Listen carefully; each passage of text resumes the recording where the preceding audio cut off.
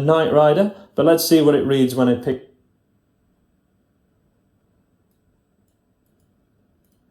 the thickest E string. So there we've got the letter